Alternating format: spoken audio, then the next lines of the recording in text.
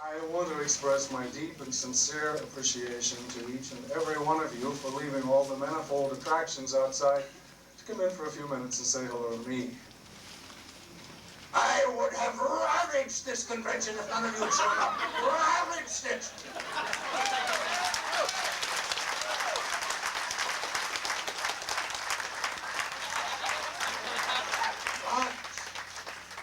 But you are here, so we'll say no more about it. Except to express my deep and sincere appreciation to each and every one of you for being here today.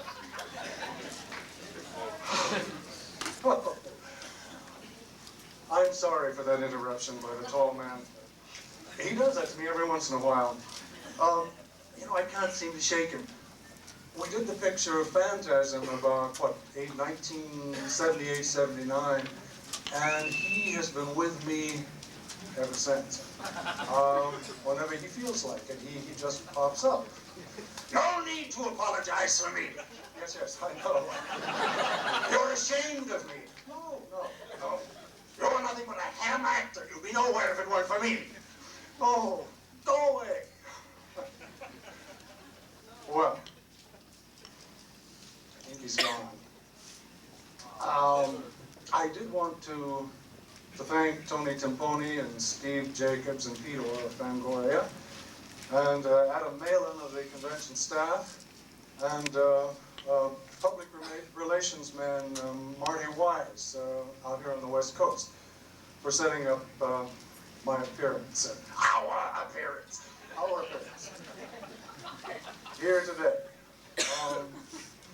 The Coscarelli organization, Don Coscarelli's company, and Universal Pictures had us here last year for about an hour signing autographs. And we got to meet some of you at that time.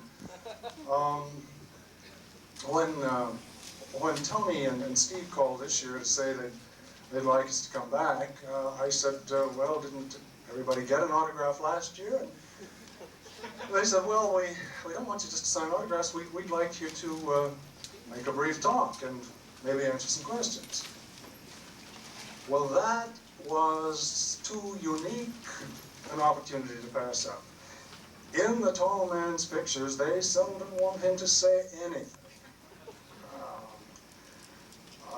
Usually when the cameras roll, it's, okay, Angus, lift your left eyebrow, jut out your lower teeth, and scowl.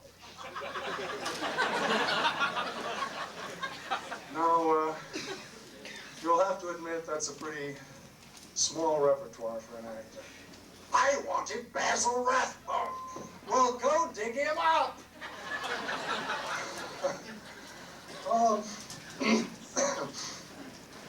I don't know how many of you saw the first Phantasm or Phantasm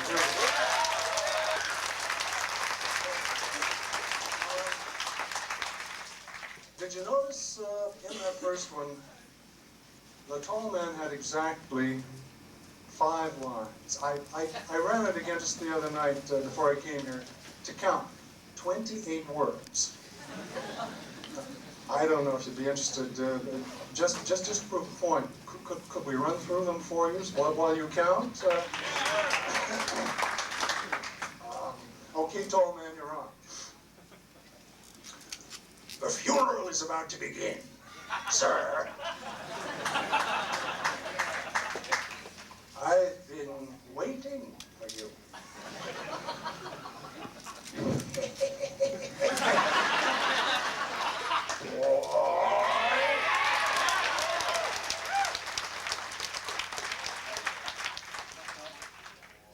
You play a good game, boy, but the game is finished. Now you die.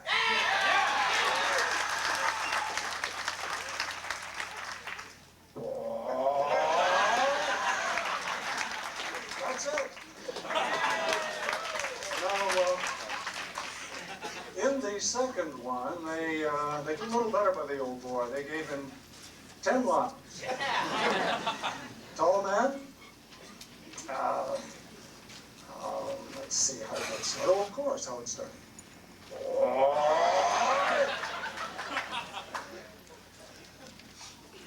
Welcome home, boy. You play a good game, boy. Come east if you dare. The graveside service is about to begin. If you want her, come tonight. I've got them both. They have no need of your services. You think that when you die, you go to heaven. You come to us.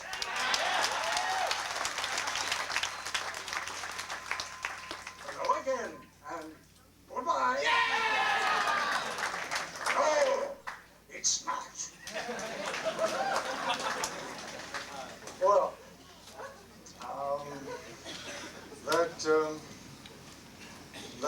that you've seen the whole both movies now. That'll save you a couple of bucks rental on the videotapes. Well, the secret is, of course, I don't want to take too much more time, but often the less a villain says, the more frightening he is. And then, of course, when he does open his mouth, it can be memorable. I'm thinking, for example, of Bela Lugosi in the 1930-31 Dracula. Remember that scene where, right in the beginning of the picture, towards the beginning, where he's climbing this broad staircase in his castle with Renfrew timorously following, and suddenly from just outside the castle, very near, you hear the sound of wolves howling. And Lugosi turns with this sort of light smile on his face, and he says, "Children of the night, what music they make." It's quite a moment. It's unforgettable, electrifying. Well, now the screenwriters, if they'd wanted to satisfy the actor's ego, Bela Lugosi had been less than the very wise actor he was. They could have made that line longer. They could have written something like, "Children of the night, what music they make. It isn't Beethoven, it isn't the boss, but still, it's not." But no, that wouldn't have worked.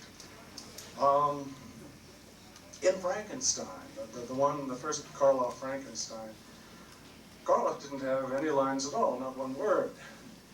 But he came up with an ingeniously, brilliantly ingenious series of sounds, guttural noises, groans, growls, snarls. And of course that was one of the most memorable horror pictures of all time. In fact, to my mind, one of the greatest pictures of all time. But then when they got ready to do the second one, about 2 years later, they did The Bride of Frankenstein. And Universal Pictures decreed that the monster should talk.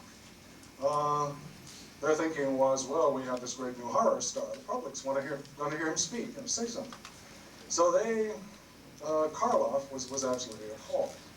He argued, look, speech is stupid. If the monster has any charm at all, it's because he's inarticulate. But the powers that be prevailed, and the screenwriters were forced to write some dialogue. I think it was in that scene, 15 minutes in, where the monster escapes and makes his way into the forest and comes upon the hut of the old hermit. And this blind old hermit gives him something to eat. And Karloff says, "Food, food." Well, that isn't generally known, but actually the screenwriters had written a much longer line for Karloff in that picture. They had him saying, "Food, food, maybe just a pinch of oregano. You know where I like this dish? You ever try Nate Now's in Beverly Hills?" Well, fortunately, Karloff put his foot down. He said, no way. We've got to draw the line, fellows. I'll just do the 2 words, if you don't mind. Food, good. And Karloff knew what he was up to.